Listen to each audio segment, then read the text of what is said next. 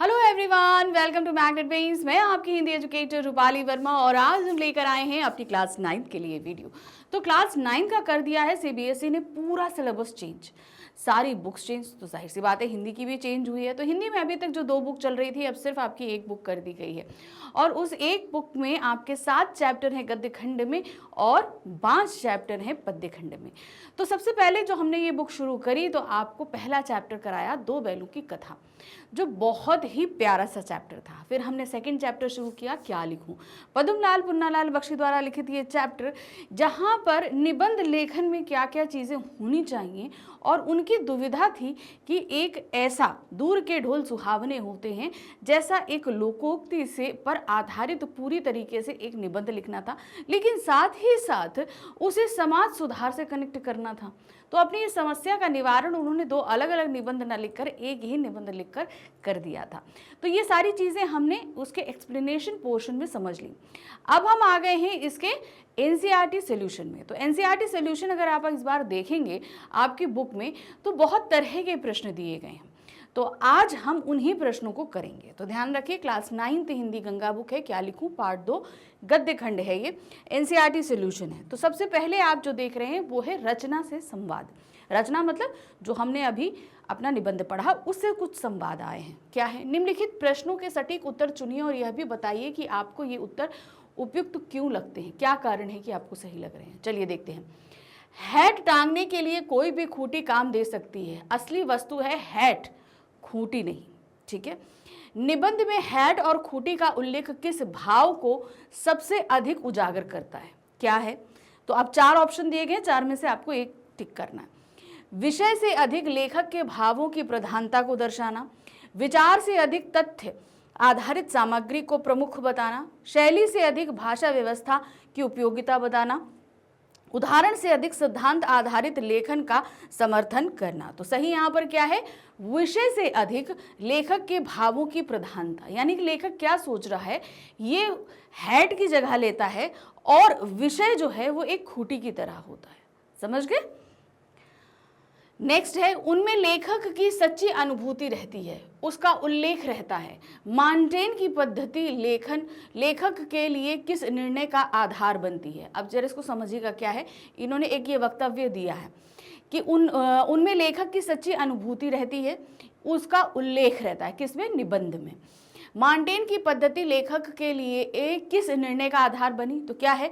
शैली और स्पष्ट सहज भाषा को महत्व न देना, परंपरागत निबंधकारों को अस्वीकार करना, अध्ययन के बिना अपने विचार प्रस्तुत कर देना, अनुभव आधारित स्वच्छंद लेखन को अपनाना।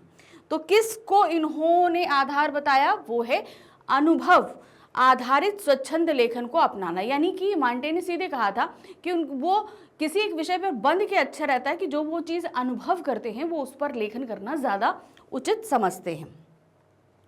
नेक्स्ट है, तरुणों के लिए भविष्य उज्जवल, वृद्धों के लिए अतीत सुखद। यह तुलना किस पर आधारित है? तो जैसे हम लोग यंग हुए तो हम लोग अपने भविष्य के लिए सोचेंगे, लेकिन जो लोग वृद्ध हो चुके हैं वो अपने भविष्य के लिए नहीं, वो अपने अतीत की पुरानी यादों के लिए सोचेंगे। तो किस पर आधारित है? तर्क और भावना पर, ज्ञान और शिक्षा पर, परिश्रम और उपलब्धि पर, अभिलाषा और अनुभव पे। तो ये किस पे आधारित है? वो है अभिलाषा और अनुभव पर। अभिलाषा एक्सपेक्टेशन, यानी कि जो यंगस्टर कर रहे हैं अपने भविष्य के लिए, और अनुभव वो वृद्ध जो अपने पूरे जीवन में अतीत में जाकर देखते हैं, जिन्होंने अनुभव गेन किया हुआ है। निबंध में अमीर खुसरो की कहानी का उल्लेख किस संदर्भ में किया गया है? पहला है कविता लेखन की कला को समझाने के लिए, एक साथ कई विषयों को संबोधित करने की प्रतिभा दिखाने के लिए, ढोल के महत्व को दर्शाने के लिए, सामाजिक सुधार के उदाहरण के रूप में। तो यहाँ पर अमीर खुसरो की जो बात बताई गई है वो एक साथ कई विषयों को संबोधित करने की प्रतिभा दिखाने के लिए। उनसे क्या, 4 स्त्रियों ने भाई पानी पीने गए तो 4 स्त्रियों ने कहा कि भाई 4 अलग अलग विषय पे उनको दोहे सुनाने के लिए बोले ना, जिसमें खीर था, कुत्ता था, इन सब पे उन्होंने बताया, चरखा था और क्या कहते हैं एक और, इन सारी चीज़ों पर उन्होंने बताया। तो उन्होंने एक ही दोहे में उसे पिरो दिया था, है ना। तो वो चीज़ उन्होंने यहाँ पर करी है। चलिए, निबंध में समाज सुधार के संबंध में क्या कहा गया है? सुधारों की आवश्यकता हर युग में बनी रहती है। सुधार केवल बड़े विचारकों द्वारा संभव है। सुधार केवल आधुनिक युग की देन है। सुधारों का कोई अंत नहीं, लेकिन दोष समाप्त हो जाते हैं। तो इसका सही यहाँ पर क्या है, सुधारों की आवश्यकता हर युग में बनी रहती है। चाहे आप जितना डेवलप्ड युग देखेंगे तो उसमें कोई ना कोई ऐसी खामी होगी कि वहाँ पर समाज सुधारकों की ज़रूरत पड़ती है, जो समाज को सुधारता है। चाहे अब अगर आप पिछले वाले में देखेंगे तो उससे पहले समाज से आज का समाज काफ़ी प्रगति कर चुका है, लेकिन आज के समाज में अलग तरह के दोष पाए जाते हैं। चलिए अब नेक्स्ट आ जाते हैं, मेरी समझ मेरे विचार। अब यहाँ पर करीबन 7 क्वेश्चन दिए गए हैं, इनको देख लेते हैं। ठीक है, तो पहला प्रश्न है, नीचे दिए गए प्रश्नों पर कक्षा में चर्चा कीजिए और उनके उत्तर लिखिए। तो पहला प्रश्न है, निबंध लेखन के विषय में ए.जी. गार्डनियर और लेखक के विचारों में क्या अंतर है। अब इन दोनों के विचारों के अंतर बताने हैं। क्या दिया है, ए.जी. गार्डनियर के अनुसार निबंध लिखने के लिए एक विशेष मानसिक स्थिति होती है, जिसमें हृदय में स्फूर्ति, मस्तिष्क में आवेग स्वतः उत्पन्न हो जाता है। ठीक है, ये उनका अपनी सोचती कि निबंध लिखते समय क्या होता है। उस समय विषय की चिंता नहीं रहती, कोई भी विषय हो, लेखक उसमें अपने हृदय के आवेग को भर देता है। इसके विपरीत लेखक पद्मलाल पुन्नालाल बख्शी को ऐसी मानसिक स्थिति का अनुभव नहीं होता। उन्हें सोचना पड़ता है, चिंता करनी पड़ती है और परिश्रम करना पड़ता है। वे गार्डनियर के कथन की यथार्थता में संदेह नहीं करते, परंतु उनके लिए निबंध लिखना स्वाभाविक नहीं बल्कि एक कठिन परिश्रम साध्य कार्य है। तो मतलब गार्डनियर के लिए जहां आसान है कि अगर उनके मन में आवेग आ गया तो वो कुछ भी कोई भी विषय हो लेखन कर देंगे, लेकिन बख्शी जी के साथ क्या है कि उन्हें बड़ा सोच विचार परिश्रम करने के बाद ही वो लेखन कर सकते हैं, खास तौर से निबंध लेखन। अगला प्रश्न है, लेखक के अनुसार वृद्ध और तरुण दोनों ही वर्तमान में असंतुष्ट रहते हैं, पर दोनों की असंतुष्टि के कारण भिन्न हैं। आपके विचार से उनकी असंतुष्टि के क्या क्या कारण हो सकते हैं। अब आपको बताना है क्या कारण हो सकते हैं। देखिए, तरुण का और वृद्ध दोनों, तरुण वर्तमान में असंतुष्ट रहते हैं क्योंकि वे अपनी महत्वाकांक्षाओं और सपनों को वर्तमान में साकार होते नहीं देखते। वे भविष्य में बड़े परिवर्तन और क्रांति चाहते हैं और वर्तमान की धीमी गति से व्याकुल रहते हैं। वहीं वृद्ध क्या है, वृद्ध वर्तमान में असंतुष्ट इसलिए रहते हैं क्योंकि वर्तमान उनके अनुभव में संचित अतीत की सुखद स्मृतियों से मेल नहीं खाता है। ठीक है, अतीत क्या है, जो वो सोच रहे हैं वो उससे मेल नहीं खा रहा है। वे चाहते हैं कि पुरानी परंपराएं, मूल्य और व्यवस्थाएं बनी रहें। जिस व्यवस्थाओं में उन्होंने अपनी पूरी एज गुजारी, वो चाहते हैं कि वो अभी प्रेजेंट में भी रहे। लेकिन समाज में जैसे जैसे न्यू जनरेशन आती जाती है, उनके साथ मूल्य बदलते जाते हैं, लेकिन वृद्ध इन सारी चीज़ों को चेंज होते हुए अच्छा महसूस नहीं करते और ना ही चाहते हैं कि वो चेंज हों। परंतु तेजी से बदलता समाज उन्हें अपरिचित लगता है। अब जैसे अब आप यहाँ पर ऐसे जाओ, जो आपके दादी नानी वगैरह रहे, उनके टाइम में मोबाइल इतना तेज़ी से प्रचार प्रसार में नहीं था, लेकिन आज है। तो आप देखिए, उनको ये सारे माहौल कहीं ना कहीं अच्छे नहीं लगते। जितना ये डिजिटल दुनिया में हम लोगों ने प्रवेश किया है वो उनके समय में नहीं था, तो उन्हें वो सारी चीज़ें आज के समय में अच्छी नहीं लगती। उन्हें लगता है कि वो पहले जैसा समय था, मिल बैठ कर बैठना, हा हा ही करना, बाहर घूमना खेलना, वो सारी चीज़ें वैसी ही रहें। नमिता और अमिता किन विषयों पर निबंध लिखना चाहती थी, उनके द्वारा सुझाए गए विषयों पर निबंध लिखने में लेखक को क्या क्या कठिनाइयां आई। तो नमिता जहां चाहती थी एक लोकोक्ति दूर के ढोल सुहावने होते हैं उस पर निबंध, और अमिता चाहती थी समाज सुधार पे निबंध। अब लेखक को भी इस पे लिखने में कठिनाइयां आ रही थी।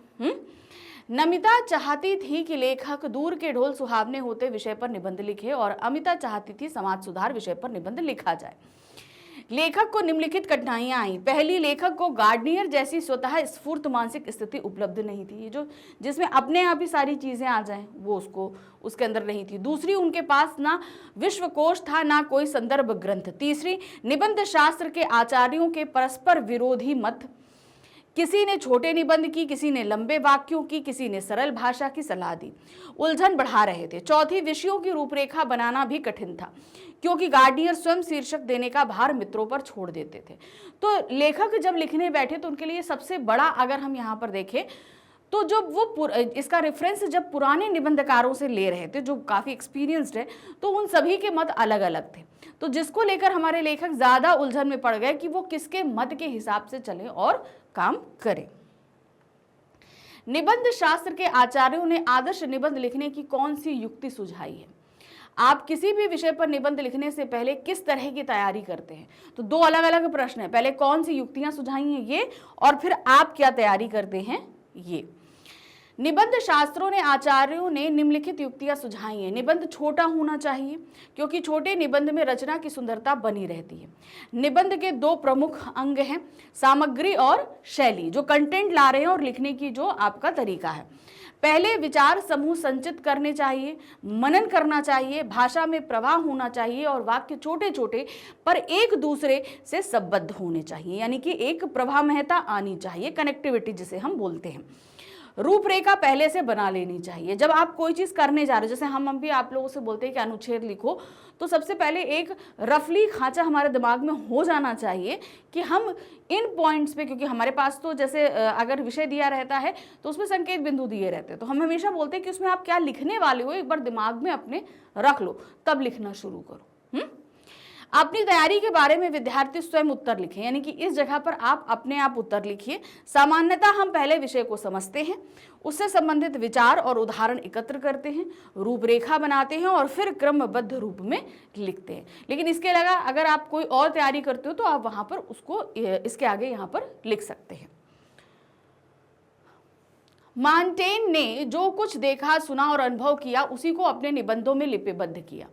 निबंध लेखन के लिए देखने, सुनने और अनुभव करने की क्या उपयोगिता हो सकती है, यानी कि वो अपने रियल एक्सपीरियंस को ही निबंध में इंप्लीमेंट करते थे। तो ये चीज़ आपसे पूछी गई है कि देखने, सुनने और अनुभव करने की क्या उपयोगिता हो सकती है, यानी कि जो हम आसपास देखते हैं इसकी क्या इंपॉर्टेंस है, क्या इतना यूजफुल है। जाहिर सी बात है, हमारे आसपास जो घटित हो रहा है वो हमारे एक्सपीरियंस में काउंट होता है, हमने क्या चीज़ें देखी हैं, समझी हैं, ये हमारी लाइफ की एक्सपीरियंस हो जाते हैं। निबंध लेखन के लिए देखना, सुनना और अनुभव करना अत्यंत उपयोगी है क्योंकि इससे निबंध में जीवंतता और सत्यता आती है। जो बात लेखक ने स्वयं देखी हो वह पाठक के हृदय को सीधे स्पर्श करती है। अनुभव आधारित लेखन में लेखक की सच्ची भावनाएं प्रतिबिंबित होती हैं जो पाठक को आकृष्ट करती हैं। सुनी हुई बातों और घटनाओं से लेखक को विविध दृष्टिकोण मिलते हैं जो निबंध को समृद्ध बनाते हैं। इस प्रकार मॉन्टेन की पद्धति निबंध को कृत्रिम नहीं बल्कि स्वाभाविक और प्रभावशाली बनाती है, यानी कि अगर हम अपने एक्सपीरियंस को उसमें करेंगे तो उसमें कृत्रिमता यानी कि बनावटीपन नहीं आएगा, क्योंकि हमने अपने जीवन के अनुभव लिखे तो वो क्या हो जाएगा, वो नेचुरल चीज हमारे सामने हो जाएगी, है ना, तो वो नेचुरल दिखाई देगा। चलिए नेक्स्ट है विधा से संवाद। विधा मतलब आपको बताया, जैसे कि हमने पहला चैप्टर जो पढ़ा दो बैलों की कथा वो कहानी विधा थी, ये हम दूसरा जो पढ़ रहे हैं निबंध विधा है। अब तीसरा जो हम पढ़ेंगे जैसे कि संवादहीन हमारा है तो वो भी हमारी कहानी विधा में आएगा। फिर चौथा जो हमारा लता मंगेशकर पर चैप्टर है वो साक्षात्कार विधा है। तो अलग अलग विधाएं हैं आपके पास में। तो अब विधा क्या थी हमारी, निबंध। क्या पूछा गया है, निबंध लिखने की कला। निबंध का शाब्दिक अर्थ है बांधना, निबंध अर्थात भली भांति बंधा या गठा हुआ। यह गद्य की वह विधा है जिसमें रचनाकार किसी विषय पर अपने अनुभव, विचार, दृष्टिकोण, भावनाओं को तार्किक, भावनात्मक, क्रमबद्ध और साहित्यिक रूप में प्रस्तुत करते हैं। जैसे यहाँ पर आपको दिया गया है विषय होगा, विषय में आप शैली निर्धारण करेंगे, फिर उसके बाद सबसे पहले रूपरेखा निर्माण होगा, शैली निर्धारण, सामग्री संग्रह होगा, विषय चयन, प्रेरणा, लेखन और समापन। तो इस तरीके से कई चीजें जो है एलिमेंट एक निबंध लेखन में आती हैं। शैली का अर्थ अभिव्यक्ति का ढंग है, यानी कि हमारे लिखने का तरीका क्या है। जैसे बहुत सारे लोग जो है वो बहुत सारे संस्कृत शब्दों का इस्तेमाल करते हैं, यानी कि तत्सम शब्दों का इम्प्लीमेंटेशन करते हैं। कुछ लोगों को मुहावरे और लोकोक्तियां डालना बड़ा अच्छा लगता है, कुछ लोग जो हैं उनमें दोहा सूक्तियां डालना बड़ा अच्छा लगता है। तो हर किसी की लेखन शैलियाँ अलग अलग होती हैं, ठीक है। कुछ शब्दों से ऐसे लिखते हैं कि एक चित्रात्मक शैली बनती है, यानी कि हमारे सामने एक चित्र बन के उभर आता है। निबंधकार विभिन्न प्रकार से विषय को प्रस्तुत करता है। इस पाठ में निबंध लेखन की प्रक्रियाओं के विषय में चर्चा की गई है। दिए गए आलेख को देखिए और उसके आधार पर एक निबंध लिखिए। अगर आपको निबंध लेखन का कोई और ढंग बेहतर लगता है तो उसे ऐसे ही आरेख से दर्शाइए और बताइए कि आपको वह ढंग क्यों बेहतर लगता है। तो इन्होंने एक निबंध लिखने की कहा है। जो ये आरेख हमने आपको दिखाया है ना, सबसे पहले आप क्या करोगे, सबसे पहले आप प्रेरणा लोगे, विषय चयन करोगे, सामग्री लोगे, रूपरेखा निर्माण करोगे, शैली निर्धारण करोगे, फिर लेखन और समापन करोगे। तो इस तरीके से हम किसी भी निबंध को लिखना शुरू करते हैं। तो निबंध क्या है, तो जैसे उन्होंने बताया ना, अभी इन्होंने नीचे क्या बोला कि निबंध लेखन का कोई और ढंग बेहतर है तो उसे ऐसे ही आरेख में दर्शाइए। तो हम वैसा ही आरेख दर्शा रहे हैं। देखिए, सबसे पहले आप यहाँ पर लिखेंगे कि निबंध क्या है। निबंध गद्य की वह विधा है जिसमें किसी विषय पर लेखक अपने विचार, अनुभव और भावनाओं को तार्किक और क्रमबद्ध रूप से प्रस्तुत करता है। तो पहला आप ये बताओगे। फिर है निबंध की विशेषताएं आपको लिखनी होंगी। विचारपूर्ण और तार्किक होता है, क्रमबद्ध प्रस्तुति होती है, भाषा सरल और प्रभावी होती है, भावनात्मक एवं साहित्यिक शैली होती है। ठीक, फिर क्या है, निबंध लेखन की प्रक्रिया क्या होती है। आरेख का आधार, अगर हम जैसे मान लीजिए कोई भी निबंध लेखन कर रहे हैं तो उसके कुछ स्टेप्स होते हैं। उन स्टेप्स को सबसे पहले हमने क्या बोला, हम प्रेरणा लेते हैं, लिखने की इच्छा और विचार उत्पन्न होना चाहिए। फिर हम विषय चयन करते हैं, जैसे सही विषय चुनना, जिस भी टॉपिक पे हम निबंध लिखने के लिए जा रहे हैं। फिर है सामग्री संग्रह, जानकारी और उदाहरण जुटाना। रूपरेखा निर्माण करना होता है, लिखने की योजना बनाना, यानी कि हम किस में हम क्या चीज़ लिखेंगे, ये चीज़ का एक दिमाग में, जैसे ब्लूप्रिंट, जैसे घर बनता है उससे पहले एक ब्लूप्रिंट बनाया जाता है, तो उस तरीके से वो एक ब्लूप्रिंट बना लेंगे हम। शैली निर्धारण, भाषा और प्रस्तुति तय करना। अब शैली हम निर्धारण कर लेते हैं कि हम किस भाषा में लिखेंगे, क्या तरीका अपनाएंगे लिखने के लिए। हम मुहावरे ज़्यादा लिखेंगे, या हम कुछ सूक्तियाँ और दोहों को डालेंगे, या हम तत्सम शब्दावली करेंगे, क्या हम करेंगे, ये हम निर्धारित कर लेते हैं।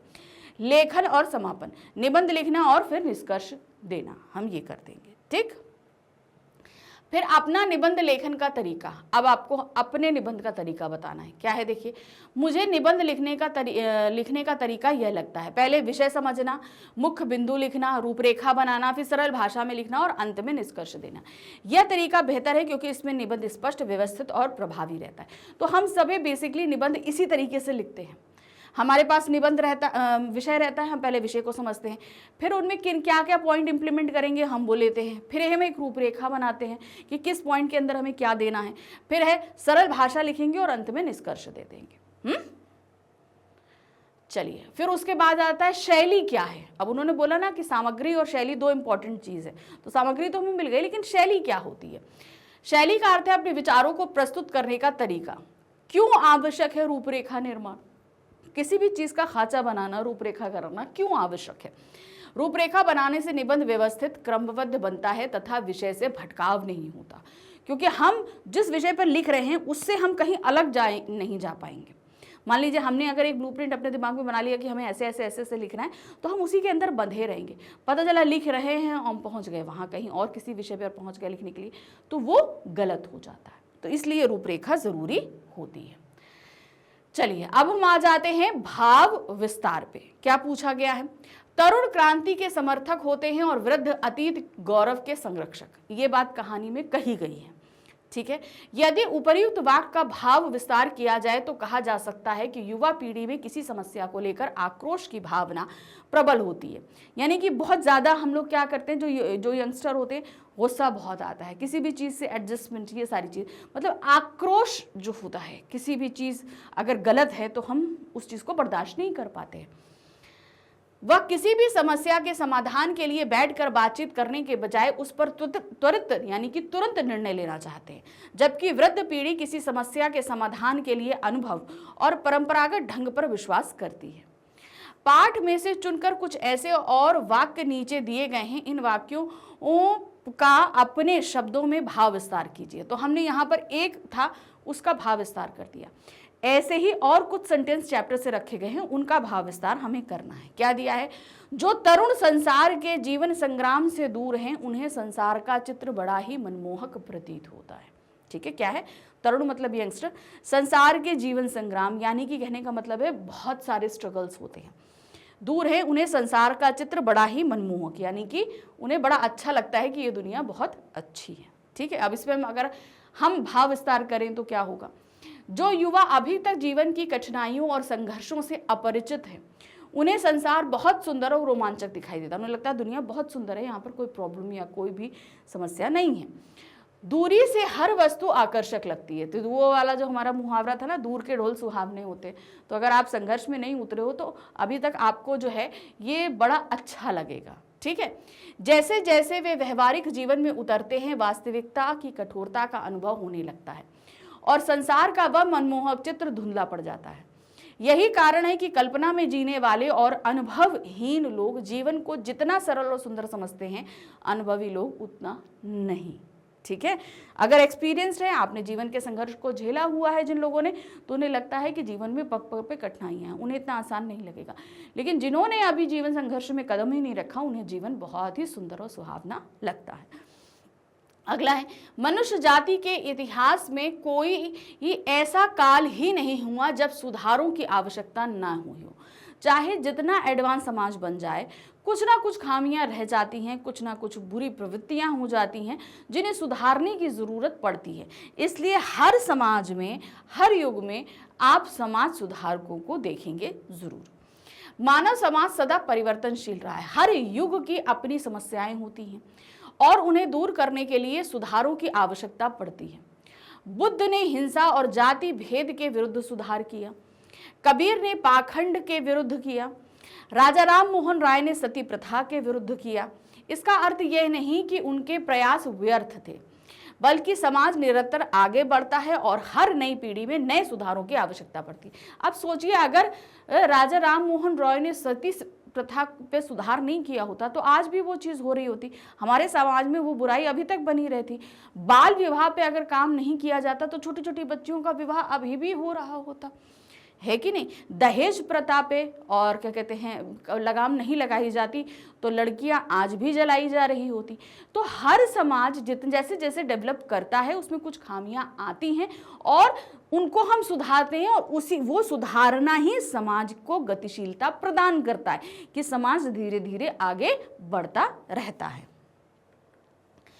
आज जो तरुण हैं वही वृद्ध होकर अतीत के गौरव का स्वप्न देखेंगे। जाहिर सी बात है, आज जो यंग हैं वो कल बुजुर्ग होंगे और वो बुजुर्ग होते होते अपने जीवन में इतने एक्सपीरियंस ले लेंगे, यानी कि इतने अनुभव ले लेंगे कि वो अपने अतीत का गौरव बन जाएगा। यानी कि अब वो जो अनुभव ले लेंगे तो वो तो उनके लिए पास्ट हो गया और वही उनके लिए गौरव है, क्योंकि उन्होंने अपनी लाइफ में वो इतने सारे स्ट्रगल्स किए हैं और उनको अचीवमेंट्स इतनी मिली हैं। यह एक शाश्वत सत्य है। आज का युवा जो क्रांति और परिवर्तन चाहता है, कल वही बूढ़ा होकर अपनी जवानी के दिनों को स्वर्णिम काल मानने लगेगा। जो आज नया है वह कल पुराना होगा, जो उसकी स्मृति सुखद लगेगी। इस प्रकार तरुण और वृद्ध की मानसिकता एक ही चक्र में घूमती रहती है। ये सब अपने आपस में एक चक्र में बंधे हुए हैं, इनको ऐसे समझिए। ठीक है, जो यंग हैं वो वृद्ध होंगे और वो आगे चलेंगे। अगला है, निबंध छोटा होना चाहिए। छोटे निबंध बड़े ही अपेक्षा अधिक अच्छे होते हैं। देखिए, अगर हम बहुत ज़्यादा, जैसे पहले होता था 500 वर्ड्स के जो हैं वो निबंध लिखे जाते थे, 250 वर्ड्स के निबंध होते थे।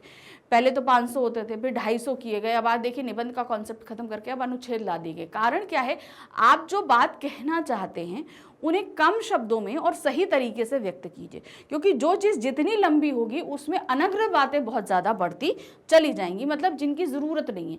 फिर आप अपनी लेखन शैली में उतनी सुंदरता के साथ उस निबंध को लिख भी नहीं पाओगे, अब उतनी सुंदरता आप प्रकट भी नहीं कर पाओगे। कम शब्दों में अधिक और सटीक बात कहना ही श्रेष्ठ लेखन की पहचान है। बड़े निबंध में प्रायः विषय से भटकाव हो जाता है और रचना की सुंदरता नष्ट हो जाती है। छोटे निबंध में हर वाक्य का महत्व होता है, कोई भी शब्द अनावश्यक नहीं होता। जैसे छोटी सी कविता अनेक भावों को समेट लेती है, उसी प्रकार एक कसा हुआ छोटा निबंध बड़े प्रभाव वाला होता है। समझ में आया? क्यों? क्योंकि उसमें हर एक चीज हम हर पल पे ऐसी डाल रहे होते हैं कि पाठक उससे बंधा रहता है।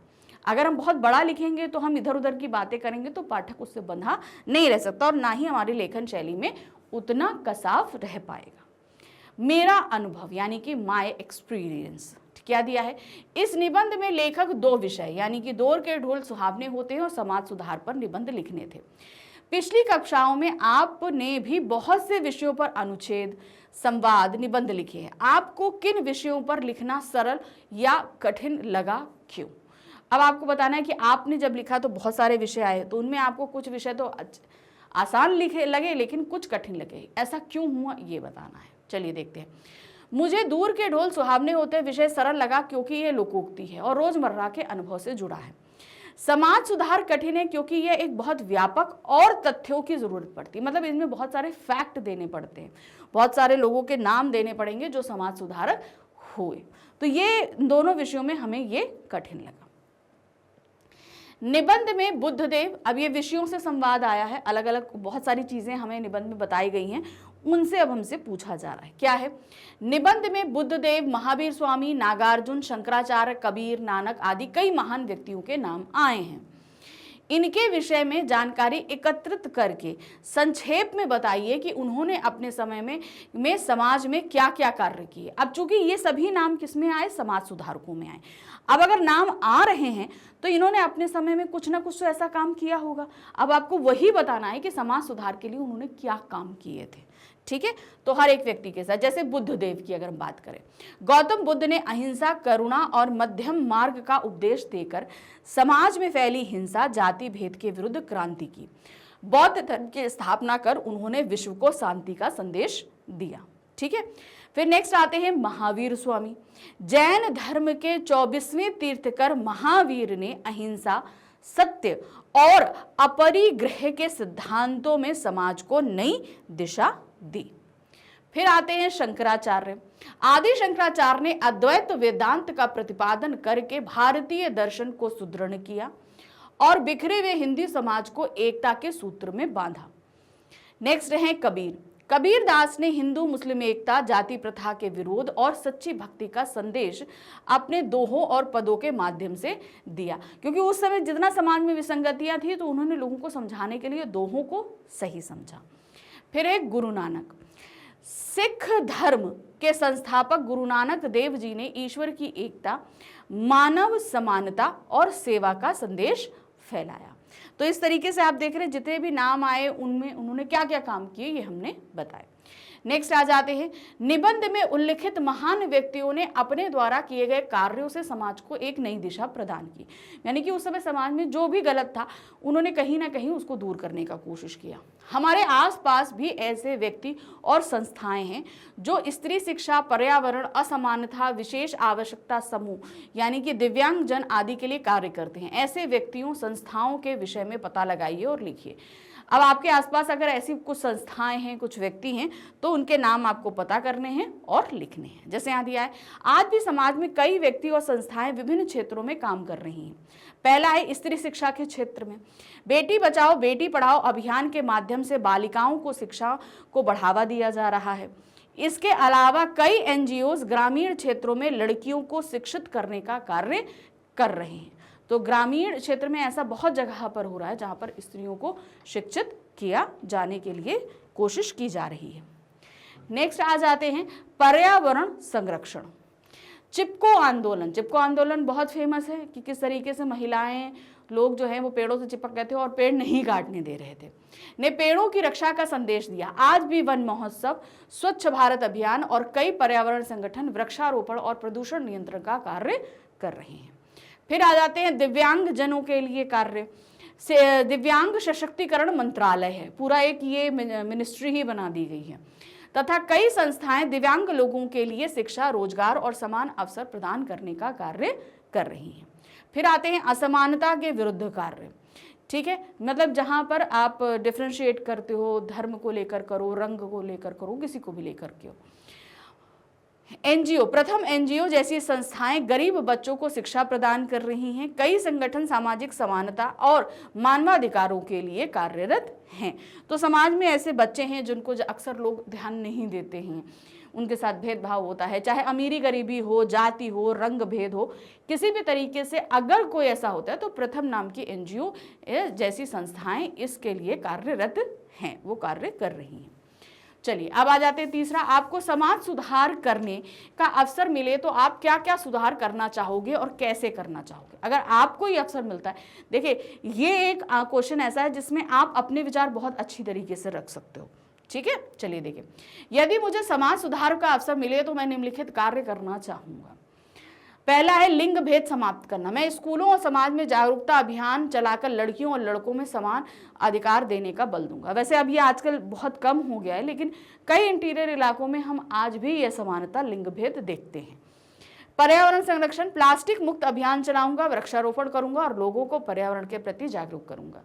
ये आजकल की सख्त जरूरत है, क्योंकि अगर हमने अपने पर्यावरण को अभी नहीं संभाला तो शायद ये पृथ्वी इतनी ज़्यादा क्या कहते हैं गर्म हो जाएगी, इतनी ज़्यादा प्रदूषित हो जाएगी कि हम यहाँ पर नहीं रह पाएंगे, हम सर्वाइव नहीं कर पाएंगे।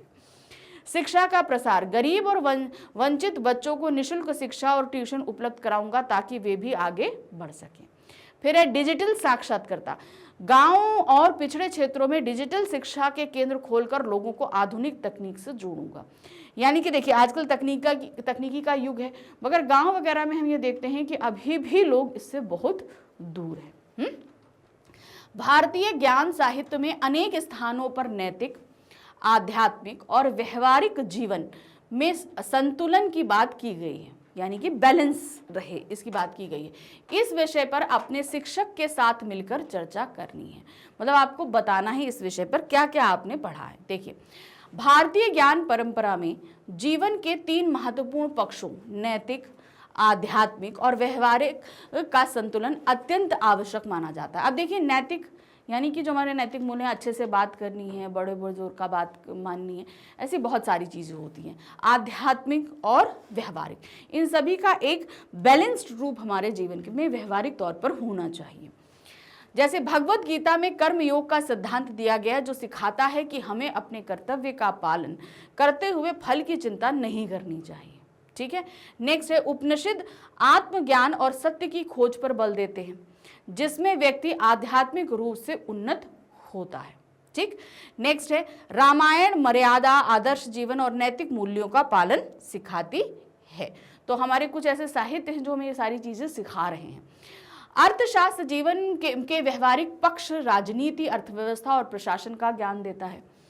इस प्रकार भारतीय ज्ञान साहित्य हमें सिखाता है कि जीवन में सफलता और संतुलन के लिए नैतिकता, आध्यात्मिकता, व्यवहारिकता तीनों का समन्वय आवश्यक है। बहुत जरूरी है कि ये सारी चीजें हमारे जीवन में तालमेल से रहे, तो हमारा जीवन आगे सुचारू रूप से चल पाएगा।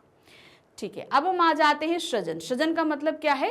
क्रिएशन। क्या दे रहा है? पहला है दूल के ढोल सुहावने होते हैं, एक लोकोक्ति है। हम लोगों ने देखा कि ये पूरी यही चीज बताई गई है।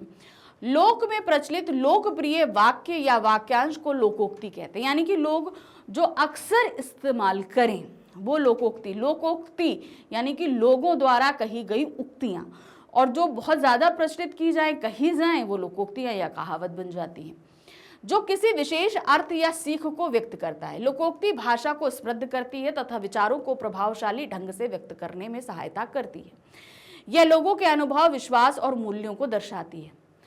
आपने यह लोकोक्ति भी सुनी होगी, आम के आम गुठलियों के दाम। बिल्कुल सुनी है।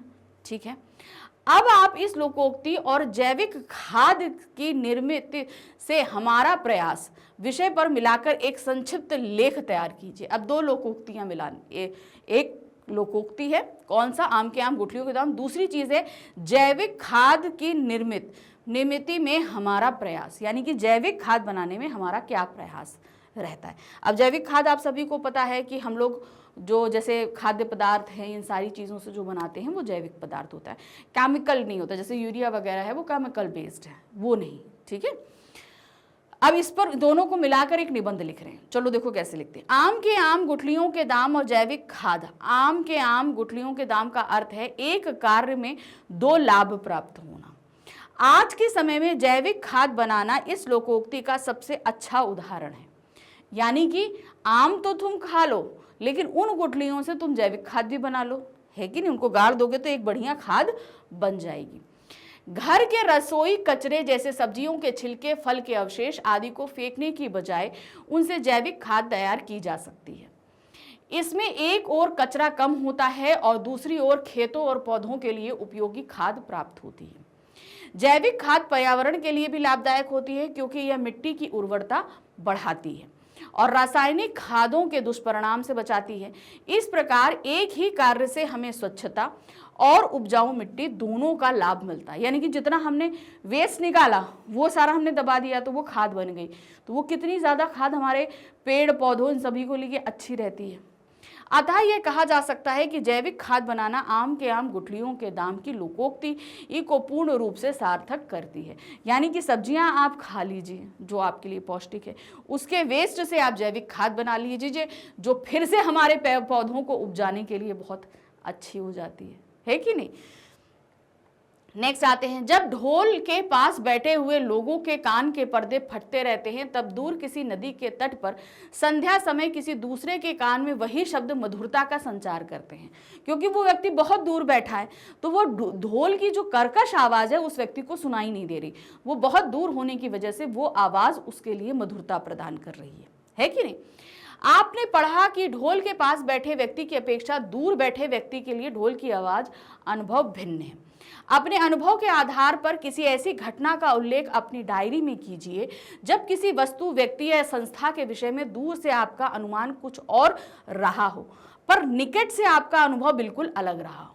यानी कि जब आप दूर से देख रहे हो तो वो हमें बड़ा अच्छा लग रहा है, लेकिन जब हम पास गए तो वो बदल गई। ठीक है, अब चूंकि इस पे एक डायरी लिखनी है तो जो हम लिखेंगे आंसर वो डायरी लेखन की विधा में होगा। डायरी लेखन हम आपको पहले भी पढ़ा चुके हैं कि जब हम डायरी लिखते हैं तो हम डे बाय डे की लिखते हैं, तो जिस दिन लिखोगे उस दिन का जो आपका एक्सपीरियंस है उसे आप वहाँ पर लिखोगे। जैसे हमने सबसे पहले दिनांक डाला, जैसे 15 जुलाई 2000, तो अब आप ये एक्सपीरियंस आप जिस दिन का भी काउंट कर रहे हो, मान लो अगर इसे आप अपनी कॉपी में एज ए आंसर भी लिख रहे हो तो जिस दिन लिख रहे हो उसी दिन की डेट डालना। डायरी की ये खासियत होती है, डायरी 3-4 दिन बाद नहीं लिखी जाती, आपके पूरे दिन का एक्सपीरियंस आप रात में बैठकर लिखते हो, तो वो डे बाय डे, इसीलिए इसको दैनंदिनी, डायरी को हिंदी में क्या बोलते हैं, दैनंदिनी। यानी कि डेली एक्टिविटी का जो एक हमारा क्या कहते हैं कंटेंट होता है उसे हम लिखेंगे। आज मुझे एक महत्वपूर्ण अनुभव प्राप्त हुआ। मैंने हमेशा सुना था कि बड़े शहरों के स्कूल बहुत अच्छे होते हैं और वहाँ पढ़ाई का स्तर बहुत ऊंचा होता है। दूर से मुझे यह बात बहुत आकर्षक और आदर्श लगती थी। यानी कि जो मैं जब तक बड़े स्कूल गया नहीं था तो मुझे लगता था कि भाई स्कूल बड़े अच्छे होते हैं, लेकिन जब मुझे एक बड़े शहर के स्कूल में पढ़ने का अवसर मिला तो मेरा अनुभव कुछ अलग ही था। वहाँ पढ़ाई तो अच्छी थी परंतु छात्रों पर बहुत अधिक दबाव था। प्रतिस्पर्धा इतनी अधिक थी कि कई छात्र तनाव में रहते थे। इसके विपरीत मेरे पुराने स्कूल में भले ही सुविधाएं कम थी लेकिन वहां का वातावरण अधिक सहज और आनंददायक था। इस अनुभव से मुझे समझ आया कि दूर के ढोल सुहावने होते हैं। जो चीज़ दूर से आकर्षक लगती है वह पास जाकर वैसी नहीं होती, यह ज़रूरी नहीं है। तो ऐसे एक्सपीरियंस हम खाली स्कूल को लेकर नहीं, बहुत सारी चीज़ों को लेकर हम एक्सपीरियंस कर सकते हैं। इस चीज़ को लेकर आपको जो चीज़ भी अच्छी लगती है, आपको दूर से वो चीज़ अच्छी लगती है, लेकिन जब आप उसमें कदम रखोगे तो आपके लिए वो चीज़ें उतनी आसान या सुंदर नहीं लगेंगी। जैसे सपोज एक छोटी सी बात है, आप सुबह मॉर्निंग ब्रेकफास्ट ले रहे हो, ठीक है, मम्मी ने सुबह मॉर्निंग ब्रेकफास्ट में पोहा बनाया है, ठीक है, आपको बड़ा अच्छा लगा, अरे मम्मी पोहा तो बहुत अच्छा लगा, इसमें है ही क्या, पोहा भिगो, मसाले डालो और बन दो, हो जाए। लेकिन एक दिन अगर मम्मी आपको पोहा बनाने के लिए बोल दें तो आपको समझ में आएगा कि भाई प्याज भी काटना है, लहसुन भी काटना है, मटर उबालनी है, आलू काटना है, पोहा भिगोना है, धनिया कड़ी पत्ता भी काटना है, बहुत सारी चीज़ें होती हैं। तो मतलब दूर से आपको वो पोहा बड़ा अच्छा लग रहा था, आपको लग रहा था इसको बनाने में ज़्यादा मेहनत भी नहीं, लेकिन जब आप उसको बनाने पहुंचे तो आपको समझ में आया कि एक्चुअल में चीज़ क्या थी। तो ये दूर के ढोल सुहावने होते हैं। चलिए अब आते हैं भाषा से संवाद, यानी कि हम बात करने जा रहे हैं व्याकरण की। समास, मुझे उन दोनों का निबंध रचना का रहस्य समझना पड़ेगा, ठीक है, अंडरलाइन वर्ड है निबंध रचना। अब क्या है ये देखिए, उपर्युक्त पंक्ति में रेखांकित शब्द को ध्यानपूर्वक पढ़िए। यह दोनों पदों निबंध और रचना से मेल से बना है जिसका अर्थ है निबंध की रचना। अब ये एक समास है। समास का काम क्या होता है, जो बड़े शब्द है उनको छोटा करना, ठीक है, सामासिक पद बनाना, ठीक है। अब जैसे यहाँ पर इन्होंने था निबंध की रचना, तो हमने की हटा दिया तो क्या बन गया, निबंध रचना, ठीक है। तो कौन सा समास हो गया, ये हो गया आपका संबंध तत्पुरुष समास, क्योंकि की लगा था तो की हमारा किस में आता है, ये कारक होता है, और कारक कौन सा होता है, संबंध कारक होता है, और कारक वाले समास कौन से होते हैं, तत्पुरुष समास, ठीक है। चलिए तो अब यहाँ पर पहले हम समास समझते हैं। क्या दिया गया है? समास का अर्थ है संक्षेप। समास में दो या अनेक शब्दों के मेल से एक नए शब्द की रचना होती है। जैसे गंगा प्लस जल, गंगा जल। समास के 6 प्रमुख भेद हैं। ठीक, कितने भेद होते हैं? 6 भेद होते हैं। पहला है तत्पुरुष समास। इसमें उत्तर पद प्रधान होता है और दोनों पदों के बीच में आने वाले परसर्गों यानी कि का से पर आधारित का लोप हो जाता है, जैसे रसोई घर के लिए। तो तत्पुरुष समास के भी अपने 6 भेद होते हैं जो कि कारक पर आधारित होते हैं। जैसे कर्ता हम हटा देते हैं, कर्म, करण, संप्रदान, अधिकरण, अपदान और अपादान और संबंध। तो ये 6 हमारे भेद होते हैं। इन सब के 6 के अलग अलग परसर्ग होते हैं, उन्हीं पे आधारित ये तत्पुरुष समास रहता है। जैसे अगर हम बोलेंगे रसोई घर तो होता रसोई के लिए घर। तो के लिए जो है वो क्या है? कारक है। कौन सा कारक है? संप्रदान कारक है। तो इस तरीके से ये कौन सा कारक होगा? संप्रदान तत्पुरुष समास। फिर नेक्स्ट आ जाते हैं कर्मधारय समास। इनमें पूर्व पद विशेषण और उत्तर पद विशेष्य होता है, यानी कि उत्तर पद यानी कि बाद वाले पद की विशेषता पहले वाले पद में बताई जाती है। जैसे यहाँ पर दिया है नील कमल, तो कमल की क्या विशेषता है? कि वो नीला है। तो उत्तर पद क्या है? कमल। ये एक विशेष है, इसकी विशेषता क्या है? ये नील यानी कि नीला है। तो नीला क्या हो जाएगा? विशेषण। ठीक है, इसको हम कैसे दें? नील कमल। इसका विग्रह करेंगे तो नीले रंग का कमल नहीं, इसका विग्रह होगा नीला है जो कमल। विग्रह, समास के विग्रह बहुत अलग अलग तरीके से होते हैं। का की लगाते हैं तो तत्पुरुष समास, इसमें हम लगा देंगे तो इसका विग्रह होगा नीला है जो कमल। अगर नील कमल का हम विग्रह करते हैं तो इसका विग्रह हमारे पास में क्या रहेगा? इसको कट कर दें, क्या इसका विग्रह रहेगा? नीला है जो कमल। ठीक है, तो विग्रह पे मेन ध्यान दीजिए कि विग्रह किस तरीके के होने चाहिए, जैसे यहां पर दिया गया है। ठीक है, नेक्स्ट है द्विगु समास। इसमें पूर्व पद संख्यावाची शब्द होता है और यह समूहवाची होता है। अब जैसे यहाँ पर द्विगु समास में क्या रहेगा? हमेशा पूर्व पद यानी कि पहला वाला पद संख्यावाची। जैसे हम बोलते हैं चौराहा, तो पहला शब्द क्या है? चौ यानी कि 4, 4 राहों का समाहार। उसी तरीके से हम यहाँ पर अगर बोल दे पंचवटी, तो पंच मतलब पहला शब्द पंच यानी कि 5 हो गया, तो वो होगा 5 वटियों का समाहार। यहाँ पर आप देख रहे हैं तिरंगा, 3 रंगों का समाहार। ठीक है, तो इसका हमेशा 3 रंगों का समाहार या 3 रंगों का समूह, इस तरीके से विग्रह होता है। नेक्स्ट आते हैं बहुव्रीहि समास। इसमें दोनों पद गौड़ हो जाते हैं और मिलकर किसी अन्य पद के विषय में संकेत करते हैं। तो हमेशा याद रखिए, 2 पद जैसे पूर्व पद उत्तर पद, इन दोनों का कोई मतलब नहीं रह जाता, लेकिन ये दोनों जब विस्तार किए जाते हैं तो ये किसी नए पद का निर्माण करते हैं और वो इंपॉर्टेंट हो जाता है। जैसे यहाँ पर आप समझेंगे पीतांबर, तो इसका अगर हम विग्रह करेंगे पीला है अंबर जिसका अर्थात कृष्ण। तो यहाँ पर कृष्ण या विष्णु जो है हम उनके लिए पीतांबर का इस्तेमाल करते हैं। ठीक है, जैसे कि अगर हम बोलेंगे क्या? दशानन। ठीक है, दशानन अगर हम इसका विग्रह करेंगे तो क्या हो जाएगा? 10 हैं आनन। आनन का मतलब क्या होता है? मुख। 10 हैं आनन जिसके, अर्थात क्या हो जाएगा यहां पर? अर्थात। अब दशानन हम किसके लिए बोलते हैं? अर्थात रावण। तो यहां पर जो आप ये दशानन ले रहे थे, आप इसको समझो, जो आप यहां पर दशानन ले रहे थे, उस दशानन में 10 और आनन, ये दोनों का जब हमने विग्रह किया तो इनका मतलब कुछ भी नहीं रह गया। ये जो हमने तीसरा पद बनाया इसकी इंपॉर्टेंस हो गई है कि नहीं? तो इसलिए ये क्या हो गया? बहुव्रीहि समास। हमेशा ध्यान रखना, दोनों पद गौड़ हो गए, तीसरे पद पर इशारा करेंगे। द्वंद्व समास, दोनों पद प्रधान होते हैं और जोड़ने वाले अव्यय का लोप हो जाता है। ठीक है, जैसे यहाँ पर है भाई बहन, भाई और बहन, तो इसमें और या जैसे अव्यय लगते हैं। ठीक है, अब जब इनका हम विग्रह करेंगे तो उन्हें लगा देंगे और जब हटाते हैं तो इस तरीके से एक योजक चिन्ह लगा दिया जाता है। नेक्स्ट है अव्यय भाव समास। इसमें पूर्व पद अव्यय जैसे यथाशक्ति अनुसार होता है। तो यहाँ पर अव्यय भाव समास में 3 कंडीशन होती हैं। 3 कंडीशन में हम आपको बता दें क्या होता है। 3 कंडीशन की अगर हम बात करें तो यहाँ पर क्या होगा, देखिए 3 कंडीशन अगर हम बात करते हैं तो पहले तो इन्होंने बता दिया कि पूर्व पद अव्यय होता है, तो पहली कंडीशन तो हमारी ये हो गई। दूसरी कंडीशन ये होती है कि पहला पद जो हो वो उपसर्ग हो, ठीक है। अब अगर उपसर्ग है तो वो कौन सा है, जैसे हम यहाँ पर क्या कहते हैं, आजन्म, हमने एक शब्द बोला आजन्म, ठीक है। तो इसमें आप पूर्व पद क्या देख रहे हो, ये उपसर्ग है, इसलिए ये अव्ययभाव समास में चला जाएगा, ठीक। तीसरा क्या होता है, जहां पर पुनरावृत्ति हो,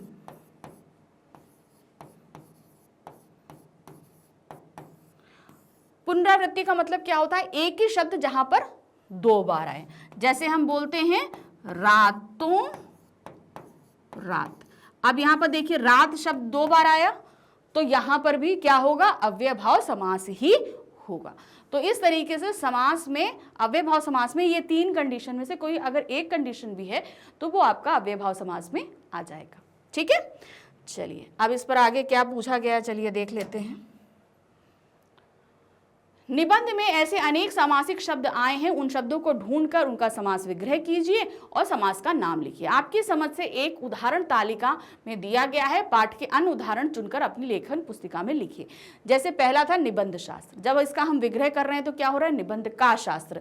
अब बीच में अगर का आ रहा है तो ये क्या हो जाएगा, संबंध तत्पुरुष समास, तो हम क्या लिख देंगे, तत्पुरुष समास। तो चलिए जरा कुछ और ढूंढ लेते हैं। जैसे यहाँ पर हमने पहले ढूंढा निबंध शास्त्र, हमने आपको बता दिया। नेक्स्ट है निबंध रचना, तो क्या हो गया, निबंध की रचना, तत्पुरुष समास, क्योंकि की संबंध कारक होता है। नेक्स्ट आते हैं शब्द विश्वकोश, विश्व का कोश, बीच में का आया, संबंध कारक है, तो क्या हो जाएगा, तत्पुरुष समास। समाज सुधार, तो क्या होगा, समाज का सुधार, तो बीच में का आ गया, ये भी तत्पुरुष समास हो गया। जीवन संग्राम, जीवन का संग्राम, तत्पुरुष समास। फिर आते हैं भाई बहन, भाई और बहन द्वंद्व समास हो गया। जल्दी जल्दी ही, तो इसका अगर हम विग्रह करेंगे तो क्या हो जाएगा, ये एक ही शब्द 2 बार आया है, ये हो जाएगा अव्ययभाव समास, ठीक, समझ गए। चलिए अब हम आ जाते हैं उपसर्ग और प्रत्यय पे, पढ़ा हुआ है आप लोगों ने, फिर से देख लेते हैं। सेनापति ने अपनी ये कविता दुर्बोध कर दी। समाज सुधार की चर्चा अनादिकाल से लेकर आज तक होती आ रही है। दिए गए वाक्यों में रेखांकित शब्दों पर ध्यान दीजिए। यहाँ पर दुर्बोध है और यहाँ पर अनादि है। दोनों रेखांकित शब्दों के मूल शब्द हैं बोध के पहले यानी कि दुर उपसर्ग और आदि ई के पहले अन उपसर्ग जोड़कर नए शब्द बनाए गए हैं। उपसर्ग भाषा के ऐसे सार्थक और लघुतम खंड हैं जिनका स्वतंत्र रूप से प्रयोग नहीं होता। ये शब्दों के आरंभ से लगकर नए शब्दों का निर्माण करते हैं, ठीक है। तो आरंभ में जुड़ते हैं उपसर्ग और अंत में जुड़ते हैं प्रत्यय। जैसे यहाँ पर नीचे दिए गए वाक्यों को रेखांकित शब्द देखिए, आप देखिए यहाँ पर आज तक कितने ही सुधारक हो गए, ठीक है, सुधार प्लस का। अब जैसे अब यहां पर अगर आप देख रहे थे, यहां पर जैसे दुर्बोध है तो यहां पर क्या आया, ये दुर प्लस बोध, ठीक है, बोध से पहले दुर उपसर्ग लग गया। अनादि, तो यहां पर अन प्लस आदि, ठीक है, ये लग गया। तो इस तरीके से शब्द मूल शब्द के पहले अगर लगता है तो वो उपसर्ग होता है। लेकिन अगर उसी तरीके से हम इसको बाद में लगाएं, जैसे आज तक कितने सुधारक हो गए, लेखों का शीर्षक बनने से पहले अधिक कठिनाई होती है। तो अब यहां पर आप देखेंगे तो क्या हो जाएगा, सुधार प्लस का, तो ये जो है ये क्या है, प्रत्यय। उसी तरह कठिनाई, कठिन प्लस आई, तो आई क्या हो गया, प्रत्यय। यहां पर का प्रत्यय है, यहां पर आई प्रत्यय है, ठीक। रेखांकित शब्दों के मूल शब्द सुधार के बाद का प्रत्यय है और कठिन शब्द के बाद आई प्रत्यय जोड़कर नए शब्द बनाए गए हैं। प्रत्यय भाषा में ऐसे सार्थक और लघुत्तम खंड है जिनका प्रयोग स्वतंत्र रूप से नहीं होता और जो शब्दों के अंत में लगकर नए शब्द का निर्माण करते हैं। निबंध में उपसर्ग और प्रत्यय वाले शब्द ढूंढकर अपनी लेखन पुस्तिका में लिखिए। चलिए अब उपसर्ग प्रत्यय वाले शब्द हमें ढूंढने, जैसे यहां दिया है क्या है, उपसर्ग है, मैंने आपको पहले बता दिया, भाषा के ऐसे सार्थक और लघुत्तम खंड जो शब्दों के आरंभ में लगकर नए शब्दों का निर्माण करते हैं, जैसे दुर्बोध है, अनादि आदि। प्रत्यय क्या है, भाषा में ऐसे तो जो हमने अभी आपको बताया वही है, शब्दों के अंत में लगकर नए शब्दों का निर्माण करते हैं, जैसे सुधार का कठिनाई का आई। ठीक है, अब हमें यहाँ पर ढूंढना, जैसे यहाँ पर दिया है, नीचे दिए गए वाक्यों को उचित उपसर्ग या प्रत्यय लगाकर पूरा कीजिए। यहाँ पर क्या दिया है, निबंध लिखना बड़ी कठिनाई, क्या हो जाएगा, कठिनाई, कठिन के आगे आई लगा देंगे, कठिनाई की बात है। ठीक है, वर्तमान से दोनों का डैश होता है, अब यहाँ पर क्या है, दोनों को संतोष का होगा, असंतोष होता है, आ लगा दिया। वाक्यों में कुछ इस डैश होनी चाहिए, स्पष्टता, अस्पष्टता या स्पष्टता दोनों होनी चाहिए। ठीक है, आ लगा दो या ता लगा दो, खाली स्पष्टता। फिर है, क्योंकि अस्पष्टता स्पष्ट या दुर्बोधता यानी कि बोध गांभीर्य ला देता है। ठीक है, हो गया। चलिए अब आते हैं, नीचे दिए गए शब्दों में उपसर्ग या प्रत्यय लगाकर नए शब्द बनाकर उन लिखिए। उसकी सहायता के लिए एक उदाहरण दिया, जैसे मधुर, सुधार, सुंदर, गति, समाज। ठीक है, तो मधुर में अगर हम लगा रहे हैं मधुरता, मधुरमय, सुमधुर, तो देखिए यहाँ पर ता प्रत्यय है, यहाँ पर मय प्रत्यय है, यहाँ पर सु उपसर्ग है। ठीक है, तो मधुर में उन्होंने बना दिया, अब हमें सुधार में बनाना है। तो देखिए क्या है, मधुर में तो उन्होंने बना दिया था, देखिए सुधार क्या है, सुधारक का प्रत्यय है, यहाँ पर अ जो है वो उपसर्ग है, यहाँ पे सुधारना प्रत्यय है। ठीक है, तो यहाँ पर ना ये प्रत्यय हो जाएगा। ठीक, नेक्स्ट आते हैं, सुंदरता। सुंदरता में हम क्या लग रहे हैं, ता हमारे पास प्रत्यय लिख रहा है, आ उपसर्ग लग रहा है, सुंदरतम, तो यहाँ पर तम प्रत्यय में आ रहा है। फिर आते हैं गति, गतिमान, मान क्या है, आपका प्रत्यय हो गया, दुर्गति, यहाँ पर दुर उपसर्ग हो गया, प्रगति, प्र आपका उपसर्ग हो गया। फिर आते हैं समाज, सामाजिक, तो यहाँ पर इक प्रत्यय लगा है, असामाजिक, यहाँ पर आ उपसर्ग है और इक प्रत्यय है। फिर है समाज सुधारक, सुधार, तो यहाँ पर समाज सुधार नहीं, यहाँ पर प्रत्यय नहीं है, सुधार तो एक नया शब्द जुड़ गया, तो ये गलत है, ये नहीं होगा, ये आपका उपसर्ग प्रत्यय में नहीं आएगा। चलिए अब यहाँ पर क्या पूछा गया है, भाव एक शब्द अनेक। इस पाठ में अनेक ऐसे शब्दों का प्रयोग किया गया है जिनके अर्थ परस्पर मिलते जुलते हैं। जैसे उदाहरण के लिए विचार, मन, चिंतन या सुधावने, मधुर, मनमोहक। पाठ में से ऐसे शब्द ढूंढिए तथा वाक्य प्रयोग के द्वारा उनके अर्थ स्पष्ट कीजिए। तो कैसे हम उनको ढूंढेंगे, देखिए यहाँ पर आपको, जैसे यहाँ पर इन्होंने बोला क्या था, पहला विचार, मन, चिंतन, तो उसका दिया। अब क्या है, निबंध लिखने से पहले मुझे विषय का गहरा विचार, मनन और चिंतन करना पड़ता है। ठीक है, ये हमने बता दिया। नेक्स्ट था सुहावने, मधुर, मनमोहक। धूर के डोल सुहावने, मधुर और मनमोहक लगते हैं, पर पास जाकर उनकी कर्कशता का पता चलता है, यानी कि वो कितने अनोइंग है ये हमें समझ में आता है। उमंग, स्फूर्ति, आवेग। गार्डनियर के अनुसार लिखने के समय मन में उमंग, स्फूर्ति और आवेग होता है। फिर नेक्स्ट है कठिनाई, परिश्रम, चिंता। मुझे निबंध लिखने में बहुत कठिनाई, परिश्रम और चिंता होती है। तो ये वही सेंटेंस हम जो निकाल रहे हैं जो आपके ऑलरेडी पार्ट में दिए गए हैं। उल्लास, प्रमोद, आनंद। ढोल की ध्वनि के साथ उल्लास, प्रमोद और आनंद का कलरव मिलता है। फिर है कोलाहल, शोर, हंगामा। घर में कोलाहल, शोर और हंगामा होने पर भी दूर बैठे व्यक्ति को ढोल मधुर लगता है। ठीक है, तो इस तरीके से खत्म हो गए हमारे जितने पूरे एनसीईआरटी थे, हमने आपको करा दिया। आई होप आपको समझ में आया होगा कि ये एनसीईआरटी सॉल्यूशंस आपको कितनी ज़्यादा हेल्प करने वाले हैं आपके क्वेश्चंस के लिए। ठीक है, तो जल्दी मिलेंगे हम दोबारा इसी चैप्टर के मल्टीपल चॉइस क्वेश्चंस के साथ में। ठीक है, thank you for watching, bye bye.